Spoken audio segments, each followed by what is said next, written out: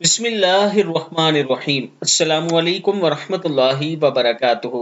دشمن کے لیے بد دعا۔ یہ دعا آپ ہر نماز کے بعد اس نیت سے کیا کریں کہ اے اللہ فلسطینی کی مدد فرما اور اسرائیل کے ساتھ وہی معاملہ فرما جو رسول اللہ صلی اللہ علیہ وآلہ وسلم نے دعا کی ہے۔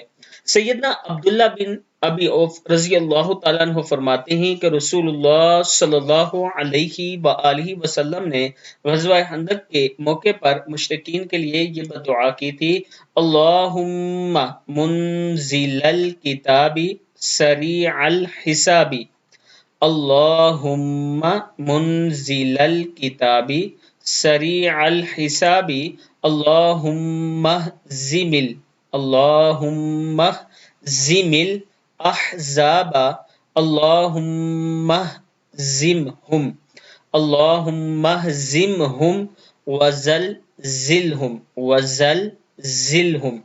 اللہم منزل الکتاب سریع الحساب، اللہم اہزم الاحزاب، اللہم اہزمہم وزلزلہم۔ اے اللہ نازل کرنے والے کتاب کو، جلدی لینے والے حساب کو، اے اللہ شکست سے دوچار کر مخالف گروہ کو، اے اللہ شکست دے ان کو اور ہلاک کر کے رکھ دے ان کو۔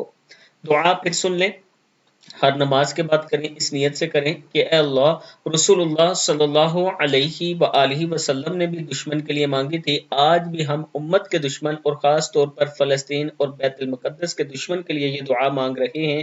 اے اللہ مدد فرما۔ اللہم منزل الکتاب سریع الحساب، اللہم اہزم الاحزاب، اللہم اہزمہم وزلزلہم۔ صدق اللہ العظیم۔ ویڈیو کو آپ دوستوں نے آگے ضرور شیئر کرنا ہے۔